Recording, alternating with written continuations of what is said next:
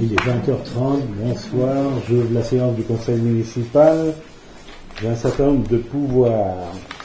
Donc, Madame Lallemand donne le pouvoir à Monsieur Bronner, Madame Guérin donne le pouvoir à Monsieur Kubrick, Monsieur Escalbert donne le pouvoir à Madame Pierre, et Monsieur Dilange donne le pouvoir à Madame Robin, Monsieur Carl donne le pouvoir à Monsieur Nolo.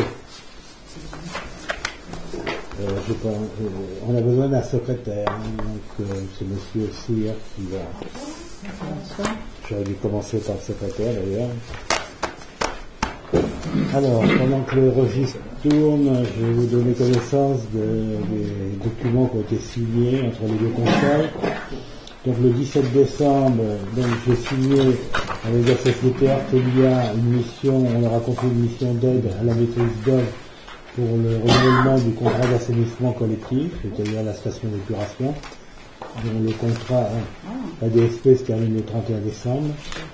Donc le montant des honoraires que nous aurons à verser, c'est 38 790 €. J'ai signé une concession de 30 ans à un cimetière paysager pour 450 €. Vous avez toutes les DIA pour lesquelles, toutes les ventes pour lesquelles on a procédé à des préemptions. Par contre, on a préempté une parcelle et un local commercial de 90 mètres carrés qui est vendu par la SCI JVC IMO, représenté par M. Robineau, qui se trouve 1 bis rue Aristide-Briand, au prix de 135 000 €. Voilà. Donc, c'était une boutique avec un appartement au premier étage. C'est à vendre, enfin, un syndic, un liquidateur qui vend ses biens. Le propriétaire, apparemment, il a eu quelques difficultés financières. Donc on va attendre la fin de la signature des documents.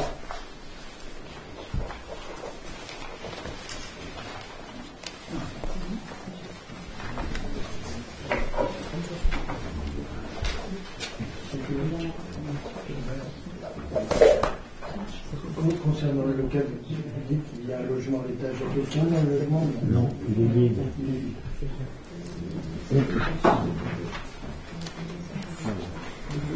Donc on commence le conseil, le point numéro 2. Alors Madame Pierre va vous parler de tous les points correspondant aux ressources humaines, c'est le point 2 et 3.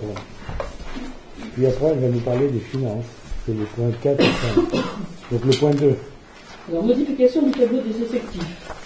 Le tableau des effectifs doit faire l'objet d'une mise à jour pour prendre en compte les différents mouvements enregistrés au sein des effectifs communaux. Mutation, départ à la retraite, modification de temps de travail, recrutement. Il est donc proposé au conseil municipal les modifications suivantes.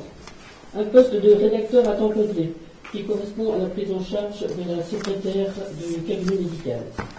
Un poste d'adjoint administratif à temps complet, qui correspond à Lucie Gondberg qui travaille à l'accueil. Un poste d'agent de maîtrise principale à temps complet, c'est pour le remplacement de Gaël David qui part à la retraite au 1er février. Et le poste de Gaël David qui partira donc au 1er février sera supprimé le prochain conseil municipal. Un poste d'agent de maîtrise à 29h30 qui correspond à Madame Cynthia Parent qui a une promotion interne. Donc son poste sera également supprimé au moment où elle sera nommée. Et un poste d'adjoint technique à 9 heures hebdomadaires qui correspond à la femme de ménage du cabinet médical. Le conseil municipal, après en avoir délibéré, décide de modifier le tableau des effectifs comme mentionné ci-dessus, approuve le tableau des effectifs annexé à la présente délibération. Y a-t-il des questions? Et des abstentions? Des votes contre? Merci. Donc le point 3, création des emplois saisonniers. Considérant qu'il est nécessaire de recruter des agents contractuels pour faire face à un besoin lié à un accroissement saisonnier d'activité dans les différents services municipaux, la création des emplois saisonniers est proposée comme suit. Au centre technique, à l'accueil, un agent de 3 mois, un agent correspondant 3 mois à mi-temps, ce qui fait 1 mois et demi. Il est proposé de recruter des agents à temps complet dans les services suivants. Mouvements généraux, un agent 6 mois, un agent 4 mois et demi et un agent 2 mois.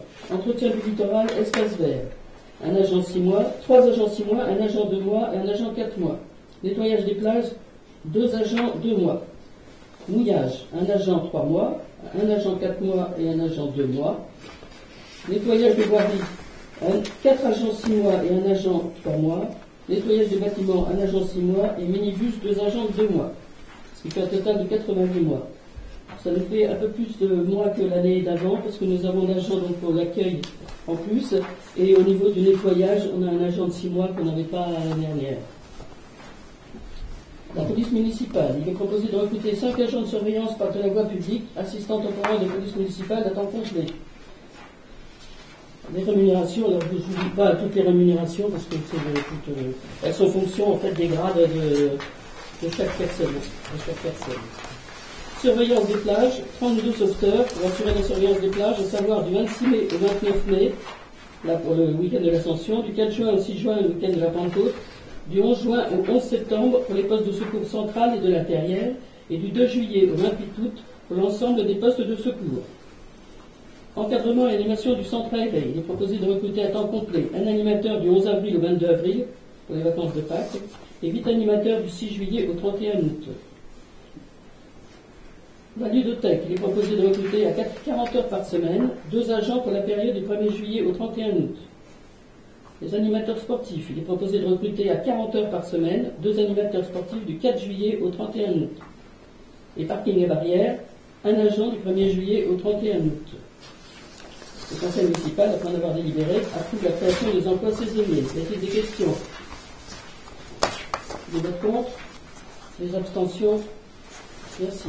Donc on passe aux tarifs municipaux concernant le mouillage des bateaux. Alors, sur proposition de la Commission des finances, le conseil municipal fixe les tarifs des mouillages de bateaux pour l'année 2022 comme suit. En fait, nous avons une augmentation générale de 3% pour tous les tarifs. Alors, je vous dis tout le détail? Non, je ne dis pas tout le détail. Non. Bon, enfin, il y a 3% pour tous les tarifs quels qu'ils soient.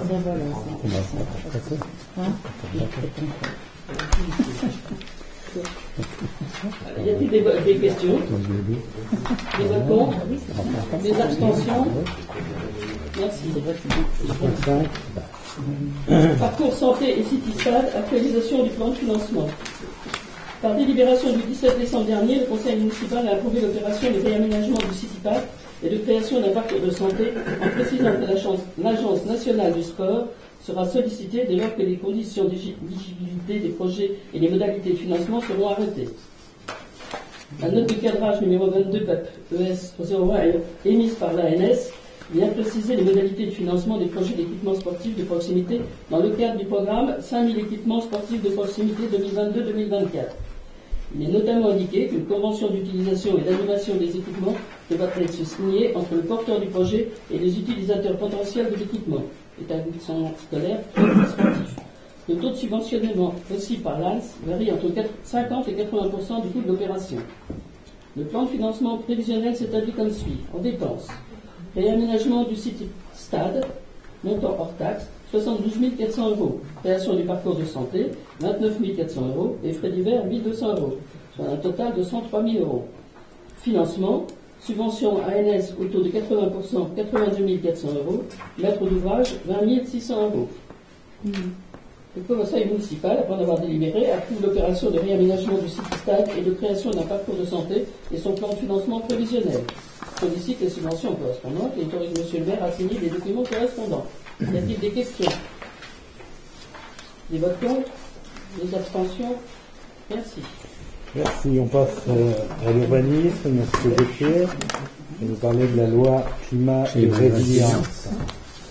Alors, vu les articles 236 à 250 de la loi 2021-11404 du 22 août 2021 portant lutte contre le dérèglement climatique et renforcement de la résilience face à ses effets, qui est dite loi climat et résilience, portant dispositions spécifiques relatives au recul du trait de côte, lu l'article 239 de cette même loi, prévoyant pour les communes dont l'action en matière d'urbanisme et de politique d'aménagement doit être adaptée aux phénomènes hydrosédimentaires entraînant l'érosion du littoral, qu'elle soit identifiée dans une liste fixée par décret, après consultation des conseils municipaux des communes et avis du Conseil national de la mer et des littoraux et du Comité national du trait de côte. Et vu la liste préétablie à minima des communes inscrites au futur décret pour le département de la Vendée, donc qui concerne l'Île-Dieu, Noirmoutier-en-l'Île, Lépine, la Guérinière, Barbate, Saint-Hilaire-de-Riez, Saint-Gilles-Croix-de-Ville et Sables-d'Olonne, Longeville-sur-Mer et la Tranche-sur-Mer. Cette liste sera révisée à minima tous les 9 ans et ne sera pas fermée. Des communes pourront demander à l'intégrer avant sa révision si elles le souhaitent. Donc Monsieur le maire informe le conseil municipal qu'une obligation de délibérer avant le 21 janvier 2022 avait été imposée réglementairement à la commune de la Tranche-sur-Mer, au même titre que les 9 autres communes, pour faire part de son choix d'être inscrite ou retirée de la liste préétablie. Cependant, un report de délai a été accordé aux communes pour leur permettre une meilleure concertation entre les élus et les populations concernées. La commune de la Tranche-sur-Mer entend poursuivre cette démarche. L'intégration à cette liste permettra à la commune d'avoir de nouvelles responsabilités dans la prise en compte du recul du trait de côte, mais aussi la possibilité de s'appuyer sur des financements et de nouveaux outils en matière d'aménagement et d'urbanisme prévus par la loi Climat et Résilience. Donc, lors de la parution prévue en mars 2022 du décret fixant les communes portant obligation d'initier une stratégie du trait de côte, les communes listées par décret devront faire un choix. Donc, soit on conserve le cadre établi par le PPRL actuel, intégrant le risque érosion, connaissance et règlements associés. La connaissance du risque érosion est à 100 ans. Les communes ne pourront bénéficier des dispositions prévues par la loi. Soit donc on choisit les différents outils de la loi Climat et Résilience. Pour ce faire, donc, il faudra réaliser une cartographie du recul du trait de côte selon 2 modalités, une à 30 ans et une de 30 à 100 ans. Le financement sera assuré à 80% par l'État, avec un principe d'interdiction stricte de nouvelles constructions dans la bande des 0 à 30 ans et constructibilité sous condition dans la bande des 30 à 100 ans, notamment obligation de démolition du bien inscrit dès le départ à la charge du dernier propriétaire. Révision des documents d'urbanisme dans les 4 ans qui suivent la publication du décret. Amélioration de l'information acquéreur locataire dès la première visite. Utilisation du nouveau régime de contrat de bail réel longue durée. Une nouvelle méthode d'évaluation des biens exposés. Et donc après, on a aussi dérogation à la loi littorale sous certaines conditions et l'octroi d'une aide exceptionnelle au relogement sous conditions, résidence principale par exemple. Donc le conseil municipal, après avoir délibéré, choisit d'être inscrit sur la liste préalable. Est-ce que vous avez des questions? Des précisions? Eh bien, donc, y a-t-il des votes contre? Des abstentions? Je vous remercie. Très bien. Donc, le point suivant, c'est des conventions de servitude. Voilà. Ce sont des servitudes pour les canalisations d'eau pluviale.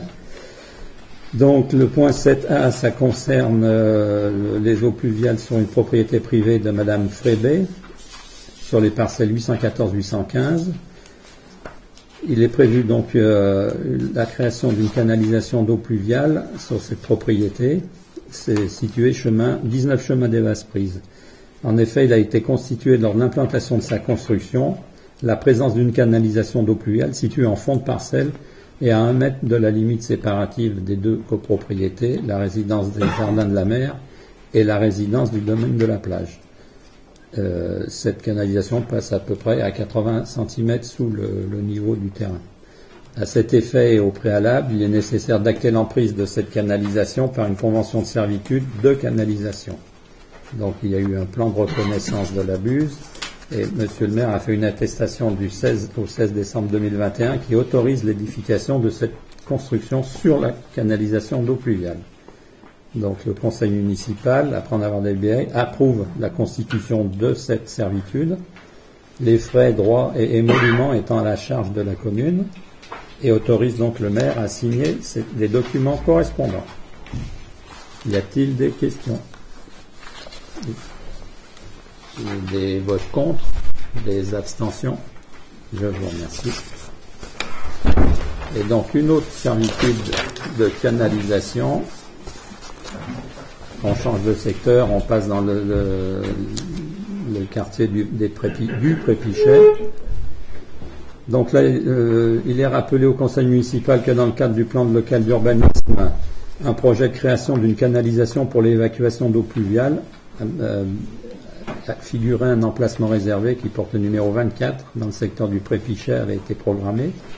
Par la délibération du 2 décembre 2016, du 20 octobre 2017 et du 31 octobre 2019, la commune s'est déjà portée acquéreur de la propriété de Monsieur Mananti, rue des Sables, parcelle ZT 668, de la propriété de Madame Guérino Janine et de ses enfants, c'est la parcelle ZT 662, et de la propriété des consorts Touvron, rue du Prépichet, c'est la parcelle 682.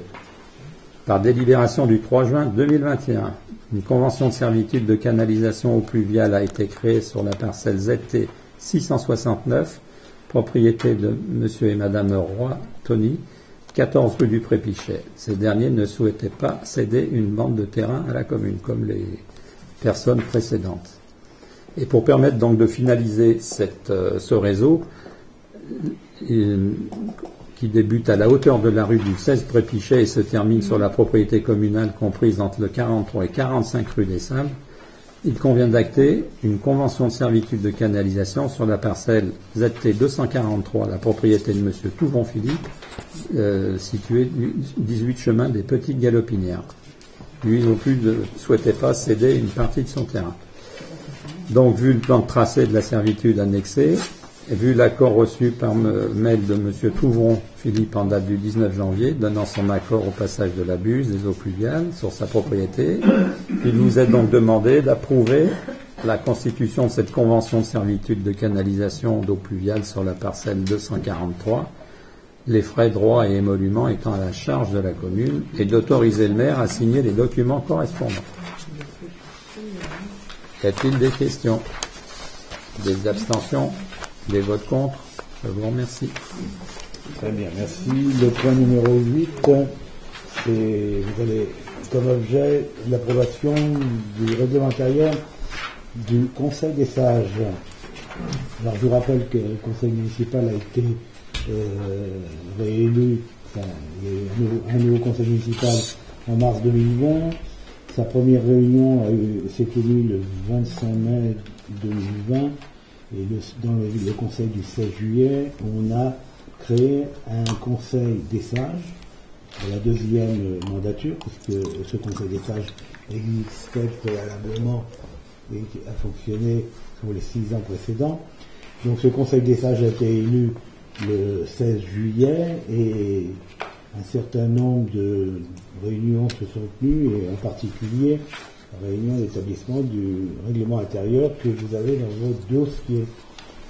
Donc ce règlement intérieur est relativement complet mais succinct, puisque il rappelle les règles de fonctionnement et la mission qui lui est impartie principalement. Donc voilà, aujourd'hui le conseil municipal doit approuver ce règlement intérieur, et donc je répondrai, il y a des questions concernant le conseil des sages à la fin, mais je peux répondre. Donc on a regardé, en fait on va le communiquer à tous les membres du conseil municipal.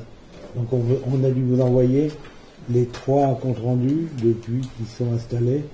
Vous les avez reçus cet après-midi normalement. Regardez, c'est voilà. Donc, et à l'avenir, à chaque fois qu'il y aura un rapport du Conseil des sages, alors le Conseil des sages soit décide par lui-même d'étudier un dossier, D'ailleurs, on a le président qui est en face de moi, là, je le vois. Et donc, soit c'est le maire qui leur suggère un certain nombre de sujets qu'ils ont à traiter. Voilà. Donc, je rappelle qu'ils ont traité pas mal de sujets, et en particulier les pistes cyclables, entre autres. Voilà. Donc, y a-t-il des questions? Pas de questions. Donc, y a-t-il des votes contre ce règlement intérieur? Y a-t-il des abstentions? Donc, il est approuvé. Le point 9, c'est le règlement intérieur de la salle Omnisport. Madame Clavet. Les travaux de rénovation de la salle Omnisport sont désormais terminés. Afin de garantir la bonne utilisation de cet équipement fréquenté par les établissements scolaires et par les associations sportives et d'en maîtriser la gestion, il convient d'instaurer un règlement intérieur qui s'imposera à chacun des utilisateurs. Vu l'article L. 2144-3 du Code général des collectivités territoriales, considérant que la réglementation de l'utilisation des locaux commerciaux, non, c'est communaux, doit être par arrêté du maire, le conseil municipal, après en avoir délibéré, émet un avis favorable au projet de règlement intérieur de la salle Omnisport. Y a-t-il des questions, des votes contre, des abstentions? Merci. Alors, le point numéro 10, c'est Mme Pierre qui va nous parler de la procédure interne de commande publique qui a été modifiée. Comme tous les 2 ans, l'avis relatif à la mise à jour des seuils de procédure formalisés pour les marchés publics et contrats de concession a été publié au journal au JOPS du 9 décembre 2021.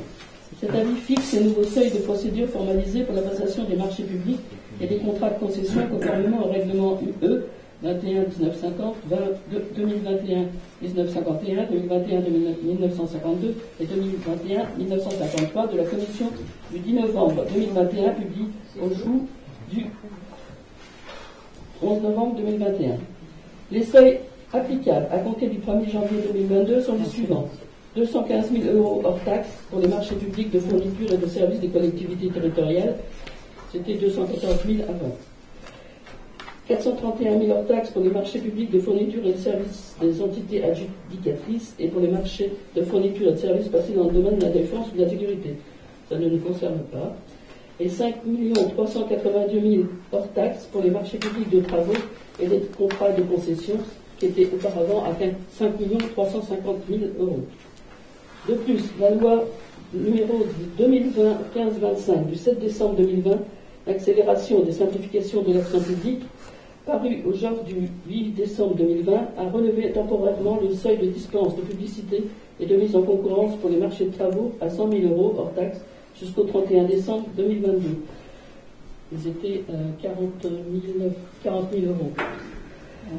Donc les 40 000 € passeront jusqu'au 31 décembre 2022 à 100 000 €. Et après, nous reviendrons aux 40 000 €. En conséquence, la procédure interne votée le 23 janvier 2020 par le Conseil municipal n'est donc plus conforme aux nouvelles dispositions et doit être réactualisée.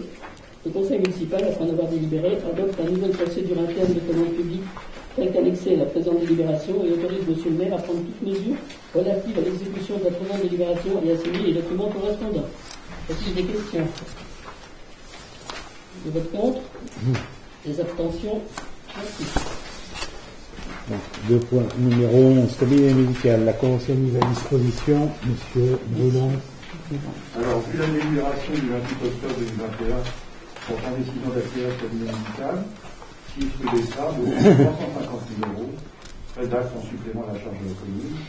Vu la délibération du 17 décembre 2021 approuvant l'opération d'acquisition et de rénovation du cabinet médical pour un coût prévisionnel de 432 000 € en taxes, et le plan de financement correspondant, considérant que dans l'intérêt général, ces délibérations ont été prises afin d'anticiper la cessation d'activité prochaine des médecins, exerçant actuellement et proposer des mesures incitatives pour accueillir de nouveaux praticiens, afin de maintenir une offre de soins correcte pour la population permanente et estivale, Vu le projet de convention mise à disposition des locaux et prise en charge des frais pour le maintien de la cabinet médicale, joint en annexe à la présente délibération, vu les articles L 1511-8 et R 1511-44 du Code général des collectivités territoriales, le Conseil municipal, après en avoir délibéré, approuve la convention de mise à disposition des locaux et de prise en charge des frais pour le maintien d'un cabinet médical.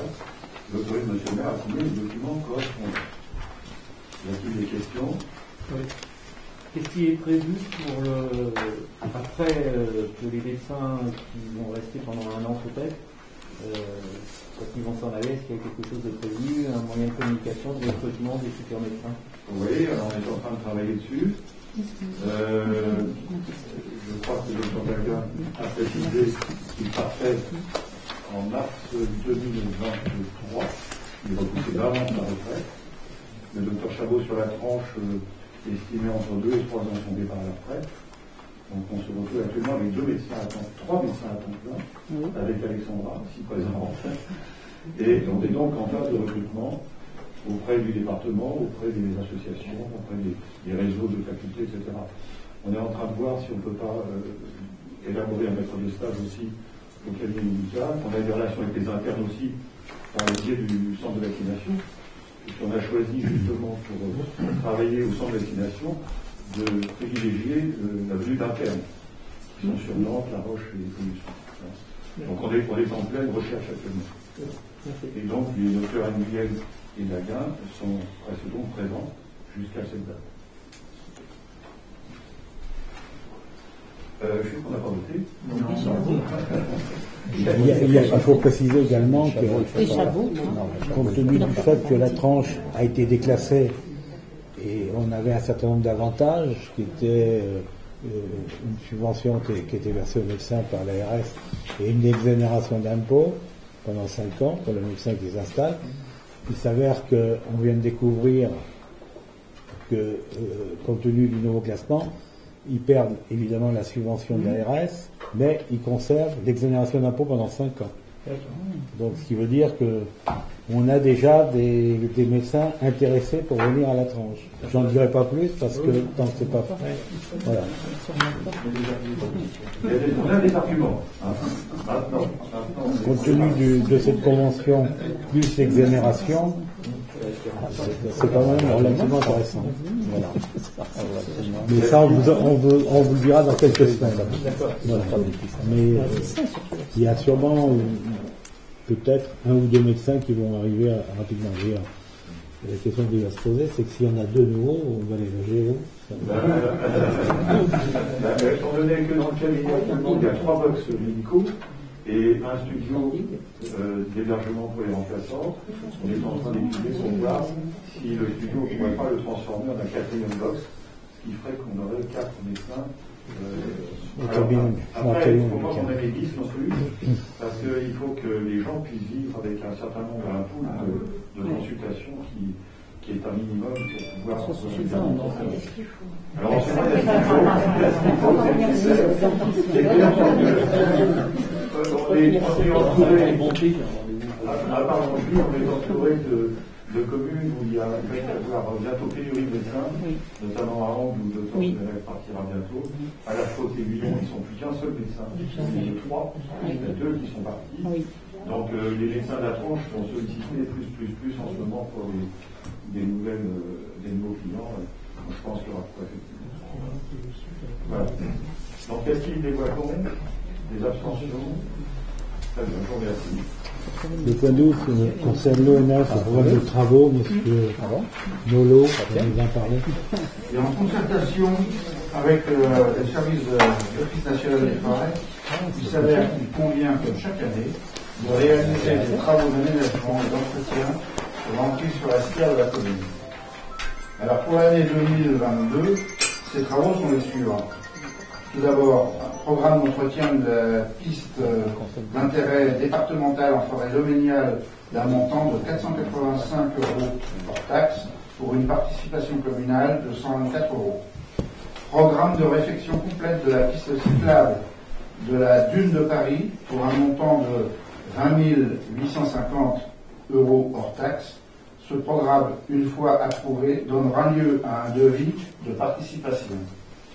Programme d'entretien des équipements touristiques en forêt domaniale pour une participation communale de 15 260 € hors taxe, détaillé comme suit.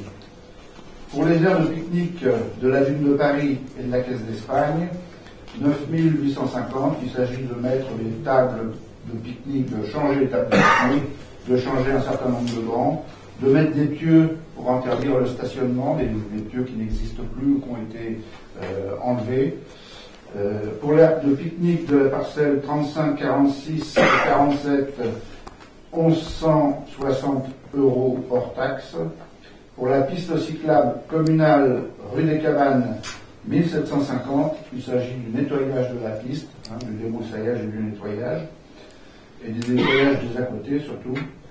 Ensuite, le sentier cavalier, parcelle 35, 36, 1800 €, c'est pareil, débroussaillage. Et l'accès de la plage de la Terrière, il s'agit pour 700 € hors taxe, il s'agit de changer un grillage qui est complètement à plat, qui est complètement par terre. Donc ce programme, une fois approuvé, donnera lieu à un devis de participation.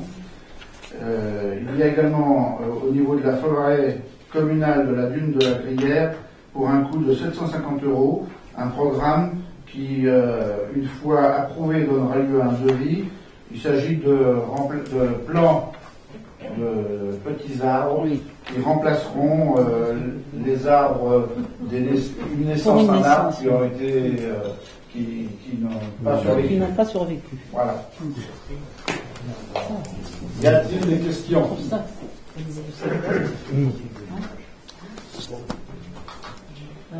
Y a-t-il des votes contre? Y a-t-il des abstentions? Je vous remercie. Le point numéro 13, donc ça concerne le contrat de partenariat avec Arnaud Guest. Donc, Madame Clavé va nous en parler. Oui. Alors, Monsieur Guest, navigateur, va participer à la Golden Race de 2022. Je corrige tout de suite. Vous avez une phrase qui dit « La course à la voile partira d'un port britannique avec une arrivée prévue au Sables d'Olonne. » Je corrige de suite. La course partira des Sables d'Olonne et reviendra au Sables d'Olonne. Voilà. Et c'est effectivement, historiquement, c'est une course qui effectivement partait d'un port britannique. Mais ce n'est plus le cas pour la deuxième édition déjà. La convention de partenariat définit cette action de sponsoring et précise les engagements des deux parties. La commune de la Tranche-sur-Mer s'engage à soutenir financièrement M. Arnaud Guest dans le cadre de sa participation à la Golden Road Race à la hauteur de 10 000 € TTC. En contrepartie, M. Arnaud Guest s'engage à faire figurer le nom et le logo de la Tranche-sur-Mer sur un grand nombre de supports, en particulier sur les voiles du bateau. Il doit également faire mention du soutien de la ville de la Tranche-sur-Mer à toute occasion que ce soit pendant la manifestation sportive ou au cours des différentes relations publiques auxquelles il doit participer. C'est un partenariat qui conclut du 1/1/2022 au 30/6/2023. Il est donc proposé au conseil municipal d'autoriser Monsieur le maire à signer la convention de partenariat avec Arnaud Guest. Le conseil municipal, après en avoir délibéré, autorise Monsieur le maire à signer la convention de partenariat avec Arnaud Guest. Y a-t-il des questions? Des votes contre? Des abstentions? Merci.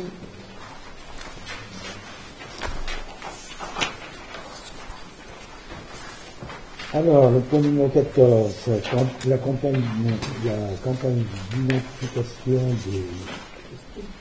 de stérilisation des chats errants. Alors, depuis de nombreuses années, les groupes de chats errants ne cessent d'augmenter sur notre territoire en créant de nombreuses nuisances et exposant gravement ces animaux. La communauté de communes Sud-Vendée Littoral, devant l'ampleur du problème, a décidé de rétrocéder aux communes cette compétence, ainsi que la mission de fourrière à compter du 1er janvier 2022. La Tranche-sur-Mer est résolue à agir pour identifier la population, stériliser les chats et veiller à leur état, en liaison avec la vétérinaire Maïlis Denard, qui exerce dans la commune, et l'association Tranche Chat, nouvellement créée, qui s'est réunie il y a peu de temps, là, et les fondations 30 millions d'amis et Brigitte Bardot ainsi que la Société protectrice des animaux ont été contactés pour parrainer l'opération. Alors chacune de ces associations dispose de son propre fonctionnement, à savoir, pour la SPA par exemple, versement forfaitaire de 50 € par chat, quel que soit le sexe, par la commune à la SPA. Cette dernière règle la totalité de la prestation aux vétérinaires, soit entre 50 et 80 €. Parfois, ça monte un petit peu plus, parce que il peut y avoir des complications. Si l'objectif n'est pas atteint ou dépassé, un avenant à la convention devra être passé. L'identification des chats est au nom de la commune, ça appartient à la commune. Les soins particuliers éventuels sont à la charge de la commune. Le nombre envisagé de chats traités pour 2022 est de 10. Et la participation de la commune de 500 €, puisqu'il y a 50 multiplié par 10. Pour la fondation Brigitte Bardot, alors, demande de la commune précisant qu'elle s'engage à ne pas capturer en fourrière les chats identifiés et stérilisés, c'est-à-dire qu'il faudra que les gens qui les attrapent aient un testeur, aient un système pour les identifier. Devis d'un vétérinaire qui accepte le tarif associatif, les dépassements sont à la charge de la commune. La fondation valide le devis, délivre les bons correspondants valables pour l'année au vétérinaire et lui règle l'intégralité de la facture. Et que ce n'est pas la même procédure. Hein. Donc le nombre envisagé de chats traités pour 2022 est de 20 et la participation de la commune est de 200 €. Fondation 30 millions d'amis. Alors, demande suivie d'une convention précisant le tarif association adopté. La commune verse 50% à la fondation et réglera la totalité aux vétérinaires selon un barème. Les dépassements sont à la charge de la commune. L'identification des chats se fait au nom de la fondation, là, c'est la fondation qui est propriétaire, et qui prend en charge les soins complémentaires. Le nombre envisagé de chats traités pour 2022 est de 30, et la participation de la commune est de 1250. Acquisition d'outils matériels de trappage, ça c'est pour l'association, 500 €, ça correspond à 5 trappes et puis 2 testeurs pour lire les puces. Y a-t-il des questions?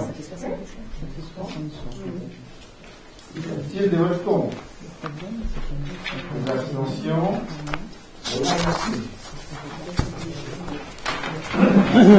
Donc, avant le point 15, on va passer au point 16. Madame Pierre va nous parler en information diverses d'un projet à venir. Il est prévu par l'État que les communes vont être obligées, à partir du 1er janvier 2025, de fournir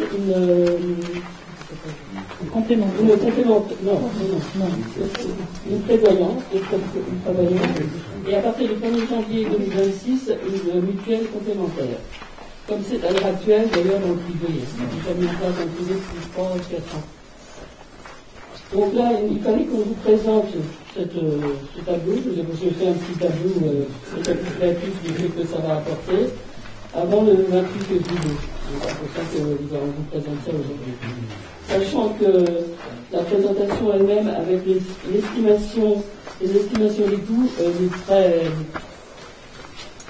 peu juste parce que il doit y avoir un décret donnant le minimum. Un montant minimum de référence qui doit sortir pour qu'on puisse justement établir en fait les coûts que ça va représenter, et ce décret est toujours pas sorti. Donc vous voyez, c'est juste pour vous dire que ça va se faire, on doit le faire, que c'est obligatoire, donc en fait on n'a même pas le choix, on doit le faire à partir de 2025. Alors si on veut le faire avant, Et vu qu'on n'a pas les éléments, c'est vraiment possible de le faire. Voilà, c'était juste pour vous alerter sur cette participation. Alors, la participation pour la prévoyance de l'employeur est quand même de 20% pour la prévoyance et de 50% pour la mutuelle. Sachant que ça ne couvre que le coût pour la personne qui est employée, pas pour les enfants, hein, pas pour les enfants et pour les conjoints. Ça ne couvre que la personne qui est employée dans la commune. Que ce soit un contractuel ou un titulaire. À l'heure actuelle, la prévoyance est déjà, les agents ont déjà une prévoyance payée en partie par la commune. Donc il n'y a pas de vote, c'est juste une Il n'y a pas de information. vote, c'est juste une information. Très bien, merci. Donc on revient au point 15, c'est un certain nombre de questions posées par notre minorité. Donc je vais les lire. Alors, le point numéro 1, et le point numéro 3, la question numéro 3, création d'emplois saisonniers, parking à barrière, un agent, il faut dire un agent du 1er juillet au 31 août. Où sera installé cet agent? Un intégré de la police municipale comme celui qui est à l'heure actuelle. À côté de la police, où il y a le comptoir. Là où il y a le comptoir. En fait, comme ils sont deux, ce sera à tour de rôle et ils seront. Le point suivant, parcours de santé City Stade, pourrait-on avoir les plans correspondants? Bon, ce que j'ai dit tout à l'heure, c'est que la consultation est partie jeudi dernier. Ils ont jusqu'au 8 février pour répondre. À l'issue de cette consultation, effectivement, vous aurez la possibilité de voir ce que ça donne comme nous, d'ailleurs. Pour le moment, on n'a pas de plan. Par contre, vous avez la possibilité d'aller voir sur le site des marchés sécurisés les documents. C'est public. C'est pour refaire un budget, il y a eu des idées. Il y a eu des idées, on s'est appuyé, c'est ce qu'on vous a dit sur le dernier conseil, c'est-à-dire qu'on a eu effectivement des devis qui nous ont permis de faire des demandes de subvention. Et à partir de là, on n'a pas de documents, de plan précis, puisque voilà, on laisse travailler les entreprises pour le moment. Ils ont un cahier des charges. Absolument, c'est le fameux cahier des charges que je vous conseille d'aller voir. Voilà. Pardon, monsieur Thibault, je répondais à ma gauche. Non, vous avez entendu. J'ai tout à fait entendu. Le seul problème, c'est pour aller sur le site des Alors, marchés sécurisés, il faut un code. Sinon, il est disponible auprès de Teddy. Voilà. Donc on demande un pays. Ce sera plus Tout à simple. fait. Merci. Donc le point suivant, c'est le règlement intérieur, mais j'ai répondu, je crois. Donc voilà, ce point est réglé. Et le dernier point, c'est le règlement intérieur de la salle omnisport. Je ressors.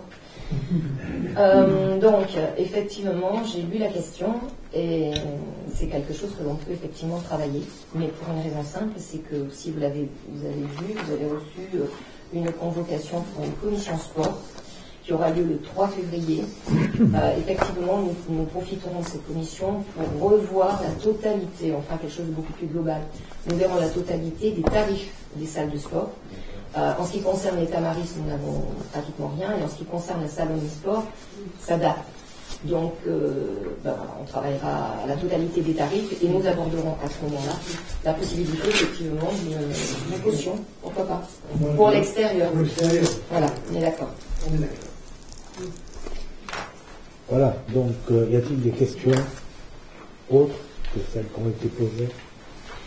Pas de questions? Donc je lève le conseil, il est 21h13. Rapide, hein?